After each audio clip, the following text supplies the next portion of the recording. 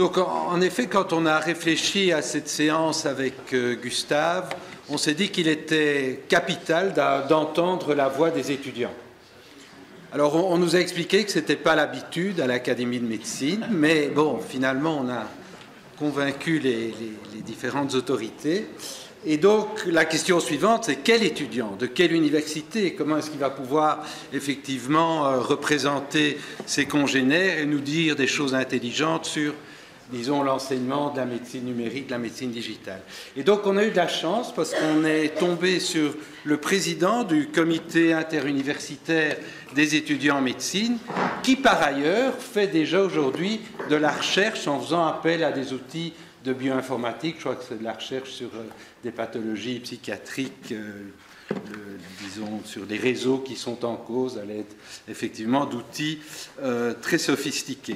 Donc, on s'est dit qu'on avait vraiment la personne qui allait, effectivement, pouvoir nous aider à entamer ce dialogue. Et Gustave a effectivement accepté de jouer le rôle du professeur qui se trouve effectivement face aux étudiants de la génération Z. Et donc, la question, je pense que c'est un titre que Gustave a choisi pour ce débat, les maîtres enseigneront-ils la science aux étudiants, les étudiants le digital aux maîtres? Si je peux avoir peut-être ma première diapositive. Alors, bon, on a déjà entendu beaucoup de choses. Il y a une série de questions qui paraissent relativement évidentes. Il est clair qu'on va devoir adapter les cours que nous donnons aux étudiants en médecine. Je crois que ça, c'est une conclusion qu'on peut raisonnablement poser à ce stade. La question, ça va être à quel moment du cursus, comment on va le faire et qui doivent être les enseignants qui vont effectivement donner ces nouvelles formes de formation. Peut-être qu'on va d'abord donner la parole à Giovanni Briganti pour nous dire ce qu'il pense d'abord de ce qu'il a entendu et puis peut-être quelques éléments de réponse à ces premières questions. Merci, professeur Goldman. Je pense qu'il faut un terrain commun et effectivement, je pense que le cursus doit être complètement réformé suite à ces nouvelles techniques. Il faut démarrer d'un concept bien connu des étudiants, c'est que quand on parle d'informatique à un étudiant en médecine, tout ce qu'il pense, c'est que quand il va arriver en salle pour travailler au matin, il va devoir faire le dossier d'entrant. Et donc, il va devoir aller écouter le patient, prendre l'anamnèse, faire l'examen clinique en 10-15 minutes, parce qu'il y a plein de patients dans la salle, et après passer entre les 30 et 40 minutes devant l'ordinateur pour écrire le dossier d'entrant. Les étudiants ont du mal avec ça, parce que principalement, ils se sont engagés dans les études de médecine pour être au contact des patients et se retrouvent à avoir une grosse partie de leur journée devant un ordinateur. Et donc, un premier point que je veux avancer ici, c'est qu'il faut sensibiliser les étudiants aux outils et à leur faire comprendre que tout d'abord, il y a informatique et informatique. Il y a l'informatique pour l'administratif, il y a l'informatique pour augmenter la médecine que nous faisons aujourd'hui. Ça, c'est un premier point. Deuxième point que j'ai envie d'avancer et que nous nous rendons tous compte aujourd'hui, que pour entamer des études de médecine à l'ère de l'intelligence artificielle, il faut une grosse préparation scientifique. Et tout simplement, on sait tous aussi qu'en 6 ans de médecine, il faut apprendre également les sciences médicales de base et les sciences cliniques. Il n'y a tout simplement pas le temps pour ça. Et nous avons besoin dès lors d'un temps supplémentaire, peut-être en amont, pour apprendre à nos étudiants les bases mathématiques, physiques nécessaires pour aborder des études de statistiques, mais pas n'importe quelle statistique. Je me souviens de mon examen de statistique en bachelier, c'était résoudre des exercices sur une feuille. Or, la statistique peut aller plus loin que ça et peut s'enseigner de façon différente. Et ce que nous avons fait essentiellement, c'était la statistique descriptive, inférentielle un peu, mais certainement pas bayésienne. Ici, nous avons besoin d'un enseignement très fort en statistique bayésienne. Je fais de la recherche grâce à des réseaux, de variables qui sont basés sur les réseaux bayésiens. Et je dois dire que l'enseignement de statistique qui m'a été dispensé ne correspond pas du tout aux besoins en recherche et aux besoins pour comprendre les mécanismes de deep learning Et une dernière chose, pour conclure mon point, c'est qu'il faut apprendre aux étudiants aussi à regarder leurs données. Est-ce qu'on parlait donc de data assisted et data driven? Je suis tout à fait d'accord. Le data assisted a du sens si après qu'on a eu le résultat, l'étudiant ou le chercheur ou le médecin peut regarder le résultat et dire par rapport à mes données, ça a du sens. Et les données, ça peut aussi vouloir dire le patient qu'on en face. Donc je pense effectivement que toute cette réflexion doit être entamée en bachelier avant que la clinique commence. Il faut nous donner un socle commun aux étudiants. Voilà. Merci. Gustave. Oui, alors d'abord, je suis, comme tu l'as dit, coupable du titre. Donc je pourrais poser la question, c'est qu'est-ce que vous savez du numérique en arrivant si vous voulez nous l'enseigner? Ça, c'est la première question que je rencontrais. La deuxième, c'est qu'il ne faut pas assimiler la médecine numérique au dossier médical informatisé. Il faut être tout à fait clair par rapport à ça. Le dossier médical informatisé, c'est la compilation informatique plus ou moins structurée, généralement moins plutôt que plus, de données concernant un patient qui ne sont pas intégrées, où il n'y a pas de synthèse, où il n'y a pas d'analyse. Donc, ça permet d'éviter le papier, ça a des avantages, ça augmente la disponibilité, mais il ne faut pas confondre ça avec la médecine numérique. Troisièmement, je suis absolument d'accord avec la statistique dont l'enseignement doit évoluer, parce que si on veut être prédictif, on doit être bayésien quelque part. Donc, et finalement, le numérique, c'est issu de la statistique. Quelque part, il y a même qui prétendent que c'est la même chose. La dernière chose sur laquelle je voudrais insister, c'est que par rapport à l'enseignement, il faut faire des choix. Et je reviens à ce que M. Usan a dit, que j'avais dit dans mon introduction. Ce que permettra le numérique, c'est d'éviter l'enseignement encyclopédique. Parce qu'on passe beaucoup de temps à faire de l'encyclopédie dans les cours, et particulièrement en matière de maladies rares, qui sont des maladies aussi paradigmatiques, qui apprennent quelque chose, mais il ne faut pas enseigner que les maladies rares, on gère essentiellement des maladies fréquentes.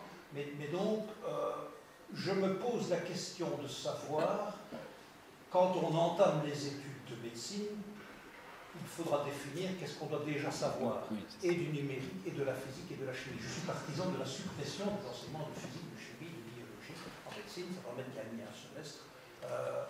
C'est pas la peine de revoir 50 fois la mitose, enfin, quand je dis 50 fois, c'est excessif, mais 4 fois généralement, c'est ce qui se passe pendant les études de médecine. Donc il y a moyen de faire de la place, comme je l'ai dit tout à l'heure, et comme vous l'avez dit aussi, mais je pose d'abord à l'étudiant la question de savoir que faut-il connaître avant d'entrer en médecine pour pouvoir faire ces études-là, et comment peut-on vérifier qu'on le connaît, voilà.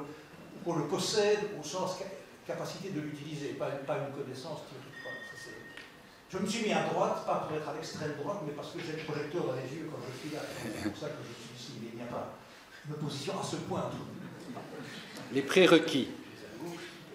La question des prérequis, effectivement, c'est une question assez difficile, parce que lorsqu'on parle d'examen d'entrée, avec une vérification des connaissances, il faut s'assurer au préalable que les étudiants aient été bien formés, mais surtout que tout le monde ait la chance d'avoir une bonne formation de base.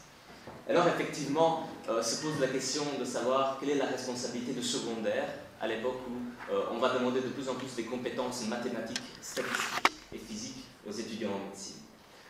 Je pense qu'une réponse qui est très simple à donner mais aussi très importante et qu'il faut réinvestir dans l'éducation secondaire pour permettre à tous les étudiants, peu importe le milieu social ou économique, d'acquérir une éducation de qualité dans les matières scientifiques. Or, on sait que la grande variabilité actuellement dans les études secondaires en Belgique, c'est dû à cette disparité dans l'enseignement secondaire.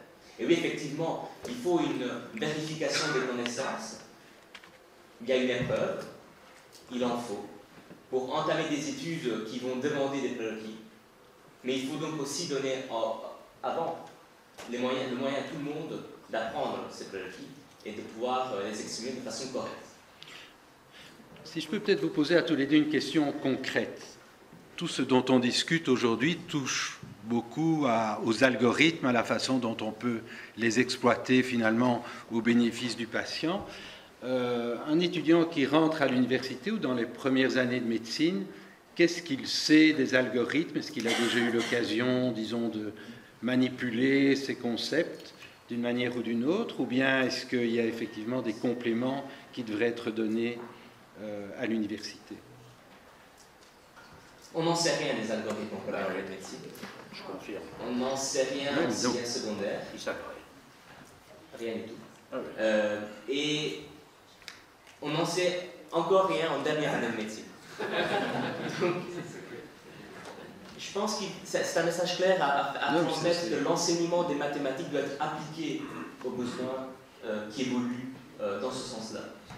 Donc là, en tout cas, on a déjà un message très clair qui est celui que j'espérais entendre. Je crois qu'il y a le professeur Usan, il y a une autre remarque là. Oui? Oui, non. Allez-y, allez-y. Juste une toute petite remarque. D'abord, merci pour ces exposés passionnants. Tout à fait convaincu par vos arguments de réduire le volume des connaissances encyclopédiques, bien entendu. Je voudrais, sur le plan du contrôle des connaissances après, vous signaler qu'il peut y avoir un problème totalement surmontable, naturellement. Mais, par exemple, quand la faculté de médecine de Harvard a voulu passer à l'étude des cas, donc ce qui était connu à Harvard depuis très longtemps, et à McMaster au Canada depuis très longtemps, Harvard Medical School n'a pas accepté pendant 20 ou 30 ans de passer à l'étude des cas en médecine, parce que ça réduisait le volume des connaissances encyclopédiques. Ce fait qu'à l'époque, j'étais là-bas et j'ai participé à certaines choses. Et quand ils sont passés finalement à l'étude des cas assez récemment, comme base de l'étude de médecine, ils ont perdu leur première place dans tous les contrôles américains, pratiquement automatiques en multiple choice. Première place qu'ils avaient eue depuis un demi-siècle, pratiquement, les contrôles automatiques. Alors après, ils sont adaptés, maintenant je vous rassure, ils l'ont retrouvé. Mais ça veut dire que par exemple dans notre système français, que Serge Usan connaît bien et que je connais aussi, où nous avons la copie écrite, anonymisée comme un des seuls éléments, en plus le seul dans certains cas, quand vous en êtes à cette façon d'interroger, il faudra créer des systèmes qui permettront de ne pas, de passer sur le problème qu'a eu à surmonter Harvard Medical School pour regagner sa première place aux États-Unis dans les contrôles de connaissances. Mais ils l'ont réussi, très bien réussi, et les étudiants en médecine sont beaucoup plus heureux à Harvard maintenant qu'ils l'étaient dans le temps. Ils prétendent qu'ils sont bien heureux d'ailleurs depuis leur. En tout cas, il faudra adapter la méthode de contrôle des connaissances. D'autres remarques? Oui. Juste, madame, s'il vous plaît. Merci. Donc, juste un mot pour confirmer que les étudiants, on confond malheureusement les connaissances extraordinaires des étudiants pour bidouiller un ordinateur, un téléphone portable. Moi, quand le mien merdoit, je demande à un externe et en 2 secondes, il me retrouve ce que je ne trouve pas. Mais on confond médecine algorithmique, intelligence artificielle et utilisation numérique. Et vous avez très bien dit qu'il faut apprendre aux étudiants que le dossier qu'on les oblige à remplir et où ils parlent plus à un ordinateur qu'au patient est effectivement embêtant. C'est pour ça qu'il y a quand même des choses qui vont évoluer dans ce domaine, le text mining, qui permettra sur l'analyse de la parole d'avoir un texte qu'on corrigerait après, pourrait jouer un rôle important là-dessus. Alors, concernant le contrôle des connaissances, c'est évident qu'il faut tout changer, mais je pense qu'on sera amené à tester la compréhension du concept par l'étudiant et sa capacité de l'appliquer en devenant créatif. Et donc, il va falloir créer une nouvelle façon de contrôler les connaissances. Mais déjà, dans le dialogue simple avec l'étudiant, je peux vous dire que moi, je connais leur place à l'ECN quand ils ont fini leur stage chez moi. Je sais qui sera dans les 20% premiers, qui sera dans les 20% derniers, quel que soit l'examen, y compris un grimpé de corde. C'est intéressant que cette question du contrôle des connaissances fasse l'objet ces réflexions, parce qu'évidemment, bon, la première question, ça va être de savoir quelles connaissances on doit contrôler. Bon, ce que vous avez dit, j'aime bien le terme médecine algorithmique, eh bien, je pense qu'il faut réfléchir comment est-ce qu'on va l'enseigner et par qui, on y reviendra peut-être ensuite. Oui, oui. Je voudrais rappeler l'adage. Dis-moi comment tu l'interroges, je te dirai comment il s'étudie. Donc c'est très important le contrôle des connaissances, parce que ce n'est pas seulement contrôler les connaissances, ça oriente, la façon dont on fait le contrôle des connaissances oriente l'étude du patient et donc comment il retient et comment il manipule la matière. Je vais faire une deuxième remarque à propos de la remarque de Philippe Evra concernant les études par cas. C'est évidemment remarquable et c'est bien de faire des études par cas et d'apprendre le raisonnement par l'étude par cas, mais n'oublions pas que dans l'étude par cas, on donne au médecin ou à l'étudiant les informations de l'anamnèse de l'examen clinique, on ne lui demande pas de les acquérir. Et qu'une grande partie de la médecin, c'est d'acquérir les informations par l'anamnèse et par l'examen clinique, et qu'on a tendance à court-circuiter cette étude-là, et qu'il y a très peu de contrôle des connaissances sur la qualité de l'examen et de l'anamnèse, ce qui se faisait davantage en temps, en raison du nombre, tout ça. Il faut être très, très conscient des lacunes actuelles. Oui. Et par ailleurs, je me réjouis que si je peux dire que les professeurs ne connaissent rien, enfin, ceux de mon âge ne connaissent pas grand-chose au numérique, que les étudiants n'en connaissent rien non plus. Ça me rassure. Voilà, Giovanni, un commentaire encore, et puis on va passer à d'autres questions. Effectivement, par rapport au profil d'enseignant, je pense que dans un premier temps, on va devoir faire confiance, effectivement, dans l'esprit de la pluridisciplinarité, aux ingénieurs, aux mathématiciens, aux physiciens. Donc mon mémoire est co-dirigé par un statisticien d'Oxford. Donc dans un premier temps, oui. Mais j'aimerais bien voir dans le futur la naissance de médecins qui puissent comprendre et interpréter et même créer de nouveaux algorithmes qui nous aident dans la décision clinique. Merci. Pour poursuivre le débat, quelques questions que je vous soumets d'abord à vous, en commençant peut-être cette fois-ci par Gustave. Bon, la médecine factuelle est quelque chose qui occupe une place importante maintenant dans l'enseignement qu'on prodigue à nos étudiants. Et finalement, avec l'éruption de cette médecine numérique, de ces nouveaux outils, d'utilisation des mégadonnées, on reviendra peut-être plus tard à l'interprétation des méta-analyses, mais gardons ça pour l'aspect recherche. Mais comment est-ce qu'on voit effectivement l'articulation entre ces nouveaux enseignements, on voit qu'on doit s'y préparer, et ce qui existe aujourd'hui, notamment ce qu'on enseigne aux étudiants à propos de la médecine factuelle? En fait, la question c'est EBM ou médecine digitale, ou bien EBM et médecine digitale. Oui, c'est ça, exactement. Si je résume la question, en fait, les attitudes diagnostiques et thérapeutiques ne peuvent être fondées sur des preuves. Donc il faudra toujours utiliser des preuves. Comment sont acquises ces preuves-là? On vient d'entendre parler de la Cochrane et des difficultés, que beaucoup de données de la médecine factuelle sont fondées sur des études qui sont biaisées, ne serait-ce que parce que les commanditaires de l'étude choisissent l'étude et posent les questions auxquelles ils sont intéressés. Je n'ai pas dit que les réponses sont fausses, mais les questions sont posées parce que ça intéresse le commanditaire, ce qui n'est pas forcément la vérité absolue. Et donc, il me paraît... et en fait, la grande difficulté de l'EBM que j'ai comme praticien, c'est que l'EBM, ce sont des données qui sont obtenues par l'étude de population de patients. Et je suis content que vous ayez parlé de transgression, parce que sinon j'allais en parler, parce que l'art du clinicien, c'est de transformer ces informations obtenues sur les populations de patients et d'appliquer à un patient individuel.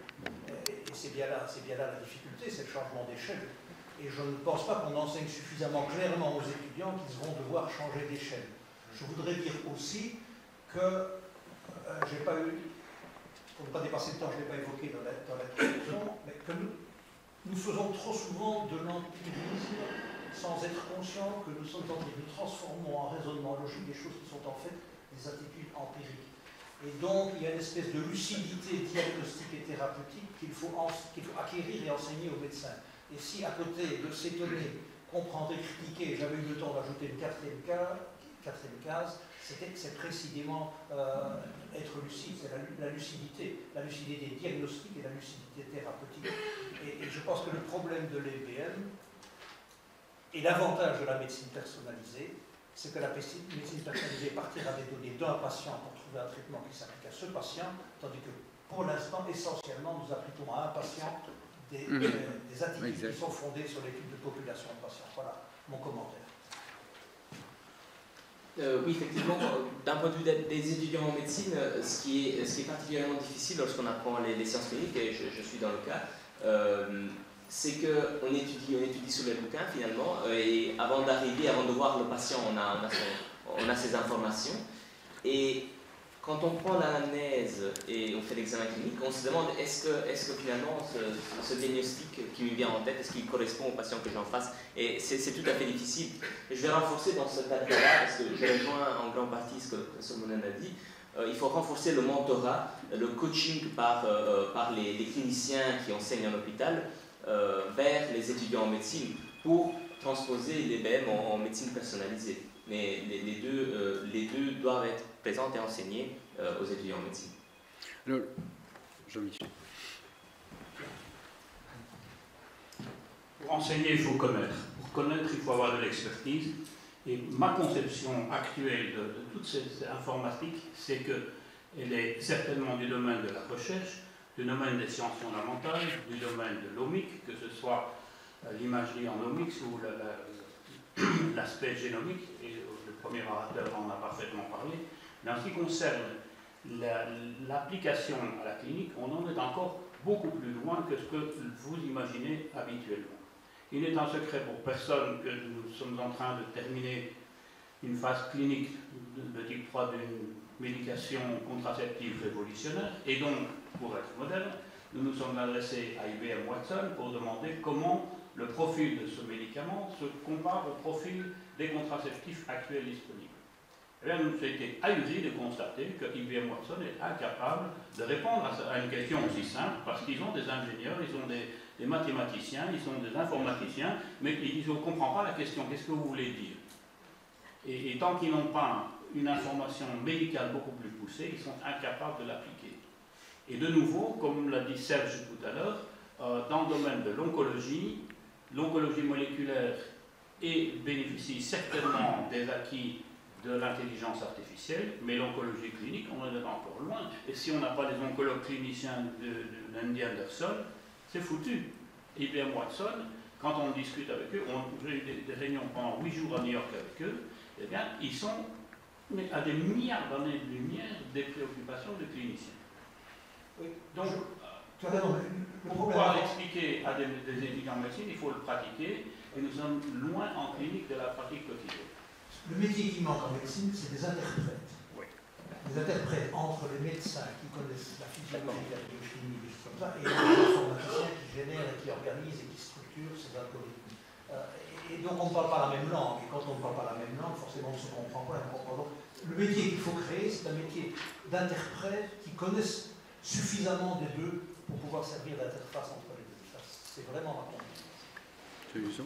Oui, alors, je reviens. Je suis désolé, madame.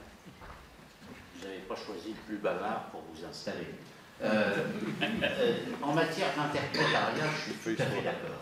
Alors, nous avons une filière, je ne sais pas si elle existe en Belgique, qui est celle des passerelles, qui permet à des ingénieurs ou à des docteurs en sciences de rentrer directement en 3e année de médecine. Et donc, nous avons favorisé ces passerelles, et c'est comme ça qu'on a vu apparaître des gens qui avaient donc une culture d'ingénieur déjà très forte, et qu'ils sont venus en médecine, et ont d'ailleurs souvent rattrapé très vite les 2 premières années. C'est même très décevant de voir qu'ils rattrapent ça en 3 mois. Mais bref, donc ces interprètes sont essentiels, et c'est là qu'il faut favoriser les passerelles. Mais il faut favoriser les passerelles aussi vers les sciences humaines et sociales, parce qu'on aura besoin d'interprètes des patients vers nous, et ceux-là viendront des sociologues, etc. Donc le principe des passerelles, c'est peut-être demain le corps des grands interprètes. Oui, si je peux juste vous donner la parole tout de suite, faire un commentaire là-dessus, je pense que bon, vous avez tout à fait raison. La seule chose, c'est que les passerelles, bon, ça fait quand même, ça allonge quand même les études, et je pense qu'on doit peut-être oser aller un peu plus loin et pouvoir se passer de passerelles et inclure dans les filières existantes, effectivement, l'enseignement des notions qui seront indispensables demain, parce que Jean-Michel Fouadat a raison, on n'est pas prêt aujourd'hui, mais ceux qui entrent en médecine aujourd'hui, eux, sans doute, qui seront confrontés effectivement à cette nouvelle médecine algorithmique. Je m'excuse, je vous donne la parole. Une question très pratique.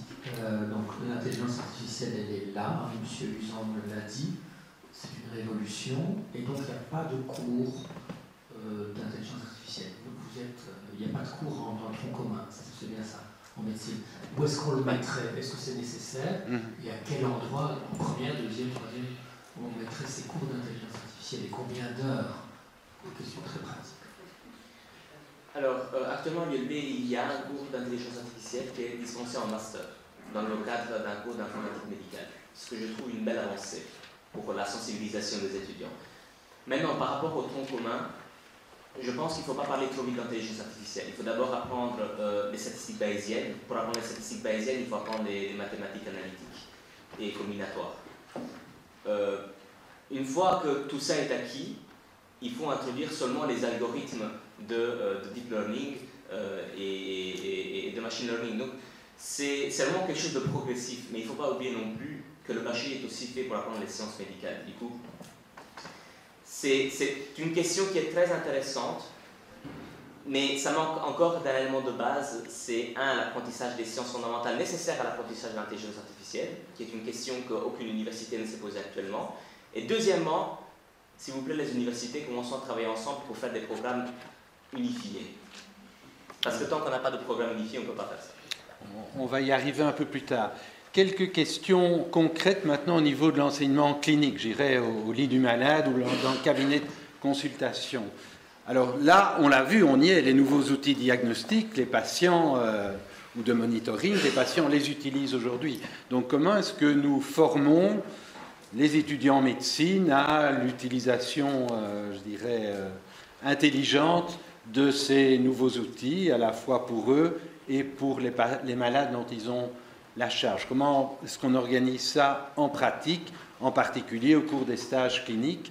Et la même question sur les outils d'aide à la décision, même si là, comme l'a rappelé Jean-Michel Fouadat, on n'y est pas encore. Mais les outils diagnostiques et de monitoring, là, on y est, ils sont en vente, ils sont approuvés par les agences réglementaires. Alors c'est une question très intéressante. On a un peu de chance actuellement, c'est que les jeunes s'intéressent énormément à la technologie. Le nouveau Apple Watch, ils ont été voir tous comment est-ce que ça fait qu'ils prennent un CG, etc. Du coup, je pense que l'accent doit être mis pendant la formation à l'apprentissage du coaching du patient. Et donc, les étudiants sont pour l'instant peu formés à voir un patient arriver avec des informations et devoir répondre, presque être un éducateur du patient, un coaching médicalisé du patient.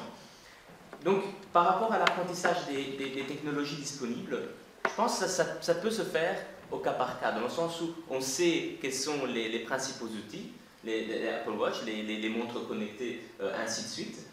Mais l'accent qui doit être focalisé, c'est l'éducation patient. Et donc, je pense que l'introduction des devices médicaux, ainsi de suite, ça peut nous donner une nouvelle méthodologie d'apprentissage de la médecine et de l'explication du patient. Merci. Un commentaire de Gustave? Oui, je vais d'abord faire un commentaire. Je suis pour l'apprentissage par osmose. C'est-à-dire que les étudiants apprendront à se servir de façon intelligente, je dis donc lucide et critique, du numérique, si leur maître de stage les utilise. Et si c'est inclus dans la pratique hospitalière, hospitalière ou en médecine générale, ou en médecine de cabinet, peu importe, de celui qui est chargé de les former dans tel domaine et à tel moment. Ça n'est pas par emporté. Alors, il faudra probablement un fondement théorique qui doit être immédiatement après le cours de statistique, parce que les deux sont liés. Ça ne doit pas prendre des masses d'heures, mais je pense que cette utilisation du numérique doit être distillée tout au long de l'enseignement et de tous les enseignements, en fait. Que ce soit des enseignements de sciences de base ou des enseignements des sciences cliniques, parce que le numérique est ubiquitaire. Et donc, je crois que si on peut imaginer quelques heures d'un enseignement pour former au numérique, il ne faut pas vouloir transformer les médecins en ingénieurs, ni les ingénieurs en médecins, parce que chacun fera mal le métier pour lequel il n'a pas été fermé, mais je pense que l'utilisation du numérique, elle passe à travers son implémentation dans le quotidien. Alors, je vois qu'il y a beaucoup d'interventions qui se préparent. Peut-être Dominique Bron, Gilbert Vassar, et puis il y en a deux autres. Bon, moi, je vais demander à tous les intervenants si quelqu'un est en contact avec le Karolinska Institute à Stockholm, parce que j'ai eu la chance d'avoir en stage un étudiant qui avait reçu une bourse pour aller faire 6 mois de stage en médecine à Stockholm. Et j'entendais qu'il discutait avec les autres assistants, et donc je lui ai pris la part, puis je lui ai demandé. Et il m'a expliqué effectivement qu'à la Karolinska Institute de l'Université de Stockholm, donc ils ont compris que les étudiants en avaient marre de ce qu'ils appellent le binge learning. Donc, je n'ai pas entendu parler aujourd'hui du binge learning, mais du deep learning. Et le binge learning, je trouve que c'est très très illustratif de ce qu'on fait à nos étudiants, leur faire avaler une matière colossale qu'ils doivent recracher le lendemain pour l'examen, qu'ils oublient immédiatement pour faire de la place au cours suivant. Et donc par analogie, le binge drinking, ceux qui se suivent effectivement venir. Mais donc il paraît qu'à l'université de Stockholm, ils ont mis maintenant l'accent surtout sur les stages, comme vous l'avez bien dit, les stages, les algorithmes. On n'apprend plus la médecine par maladie, on apprend la médecine par symptômes, par algorithme, et l'examen est un ordinateur ouvert. Probablement qu'à l'ULB, à Liège, c'est la chose, c'est la première chose qu'on fait quand un étudiant arrive, c'est lui enlever son téléphone. C'est extrêmement important qu'il n'ait pas son téléphone, j'ai toujours trouvé ça ridicule. Mais c'est vrai que, donc, à l'université à Stockholm, les étudiants ont des examens ordinateurs ouverts. Et donc, je pense que c'est extrêmement urgent. Moi, je suis maintenant convaincue que c'est les professeurs qui doivent être éduqués extrêmement rapidement. Je pense que les étudiants sont prêts. Les étudiants, quand ils ont des cours, ils reviennent toujours en disant « j'ai été voir sur Internet, celui-là ne dit pas la même chose, et c'est à nous à expliquer pourquoi ». Mais les professeurs ne sont pas prêts. Merci, il y a Gilbert Vassar, puis il y a encore deux autres questions. Il y a quelques étudiants, c'est bien. Vous un problème qui ne se posera pas immédiatement, probablement, mais dans les quelques années qui viennent, qui est relié à l'usage des algorithmes d'intelligence artificielle dans le diagnostic, puisqu'on pourrait faire une analogie avec la voiture autonome. Quand la voiture autonome sera fonctionnelle véritablement, ce qui va arriver, même si ça va prendre encore de temps, on se dit qu'il y aura toujours quelqu'un qui pourra reprendre le volant si c'est nécessaire. Et l'analogie que je fais avec le diagnostic, par exemple, d'imagerie ou d'anatomie pathologique, c'est comment les futurs anatomopathologistes et radiologues ou imageurs garderont une compétence quand ils auront fonctionné pendant 10 ou 15 ans, 20 ans avec de l'intelligence artificielle qui prendra leur place. Et comment on va continuer à avoir le bon sens, l'étape suivante, l'étape de bon sens, d'analyser le résultat qui en sort si on n'a pas soi-même acquis par l'expérience la compétence suffisante. Oui, je crois que c'est une remarque très importante. C'est une remarque très intéressante. En fait, les technologues de laboratoire ont eu ce problème avant nous, avec la révolution technologique des outils en laboratoire médical. Et je pense qu'il y a une notion très importante de SafeNet. Donc le médecin doit rester avec ses compétences qu'il a dû apprendre. Je pense que l'étude, elle ne peut pas être bypassée. Il faut des connaissances théoriques à apprendre pendant les études. Et donc le médecin doit être cette SafeNet, comme le professeur disait, quand la machine plante, ben, il faut prendre aux étudiants à faire aux chirurgiens à faire une laparotomie. Et je me suis retrouvé dans le cas que vous dites, donc des données que j'ai retrouvées donc, en résultat après l'application des algorithmes, et j'avais présenté ça. Et une professeure de statistique m'a dit oui, mais est-ce que tu sais comment ces données, comment est-ce que ces données ont été produites? C'est à ce moment-là que je me suis rendu compte que l'algorithme, je ne le maîtrisais pas. Et donc j'ai dû ouvrir le capot et aller regarder comment l'algorithme fonctionnait pour donner certaines données. Parce que si on parle du data-driven approach, il faut que le médecin puisse voir comment la décision a été faite. Et je reviens donc à ça, c'est ça l'importance de l'apprentissage des statistiques, parce que le médecin doit savoir mettre les mains dans le capot et aller voir comment ces algorithmes produisent des résultats. Pour ce principe de SafeNet, vous avez tout à fait raison, c'est un rôle très important à prévoir. Oui. Si je peux intervenir, je me présente, je m'appelle Anthony Perret, je suis bénévole en première année et je vais réagir à ce que Mme Bouron. Le binge learning, c'est exactement ce qu'on a expérimenté en Master 2 avec la réforme. On a eu une intense session et en effet, c'est vraiment mauvais. Je vais réagir à l'intelligence artificielle. J'entrevois deux aspects principaux. Le premier, c'est les comprendre. Le deuxième, c'est les appliquer. Je pense, comme on disait, les comprendre, ça passe par des formations de base physique, mathématiques et informatique. Et à mon sens, c'est plus opportun de proposer ces informations aux étudiants plutôt que de les imposer, parce que tous ne s'orientent pas spécialement vers la compréhension de ces techniques. Et ce qui est peut-être plus important que de les comprendre à 100%, c'est d'apprendre les outils qui permettront dans le futur de communiquer avec des ingénieurs, des informaticiens, pour mieux comprendre ce qu'eux font, mais pas spécialement remplacer leur métier.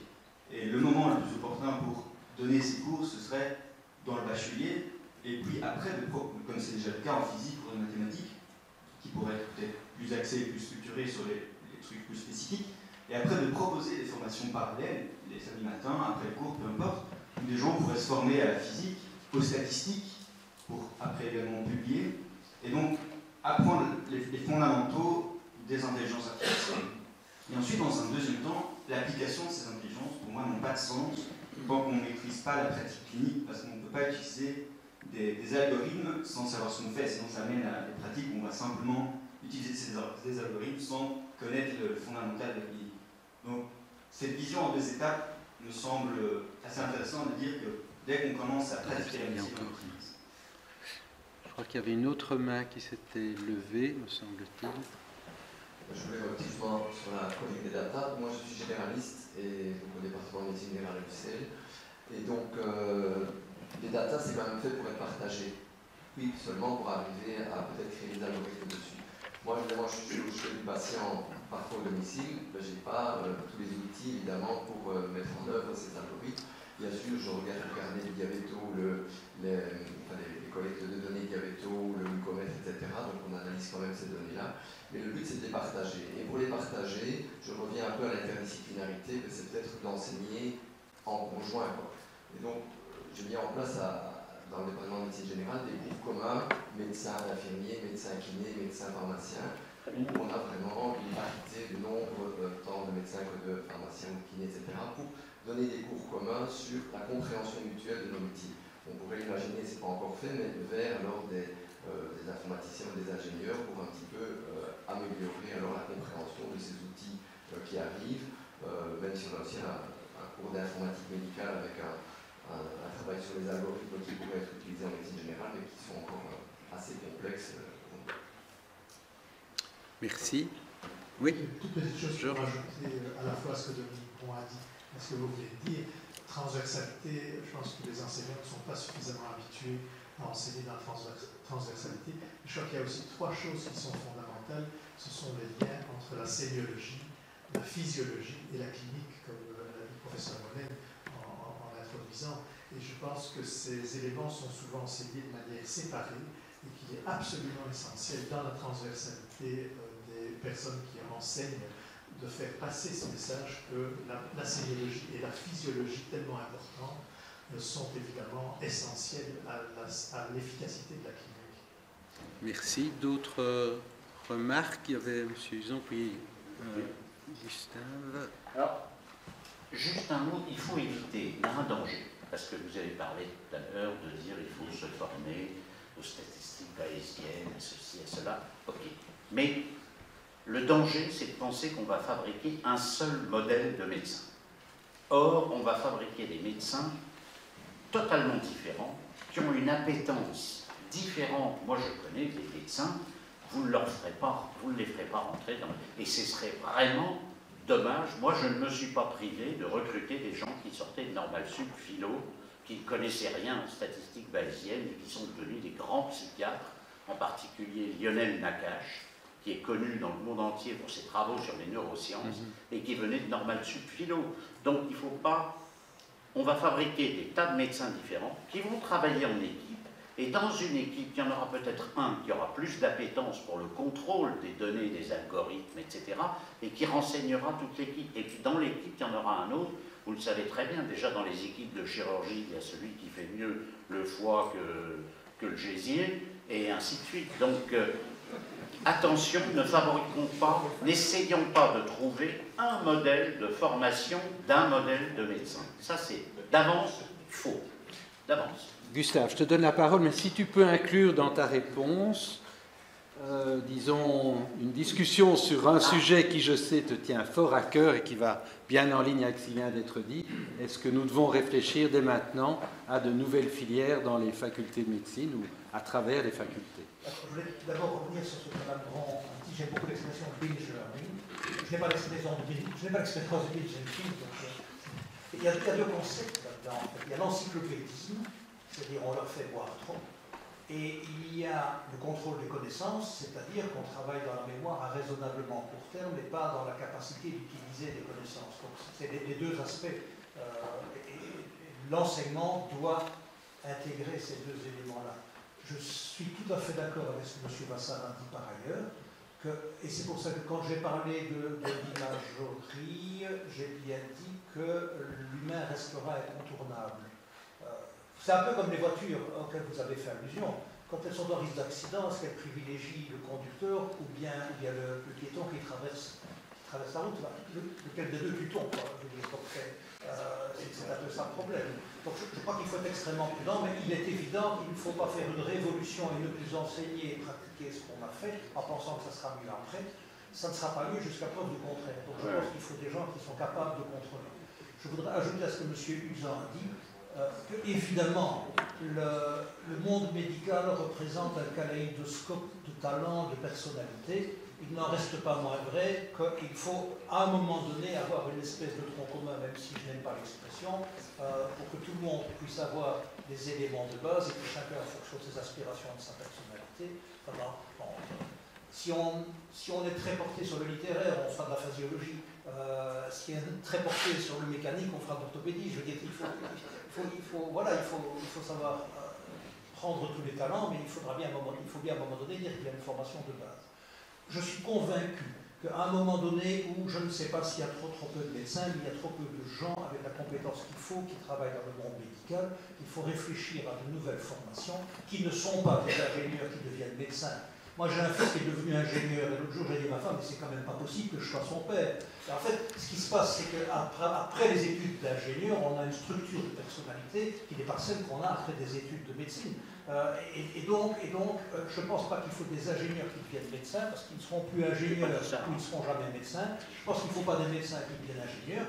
Il faudrait qu'il y ait une filière dans laquelle on apporte une formation qui tient des deux. À défaut de quoi, ils ne seront pas interprètes. Et donc je pense qu'il faut créer, ou dans les facultés de Polytechnique, ou dans les facultés de médecine, ou dans une cofaculté, je ne sais pas très bien, parce que ils vont se battre. Ils vont se battre, et puis les universités se battront pour avoir l'accréditation, on connaît tout ça.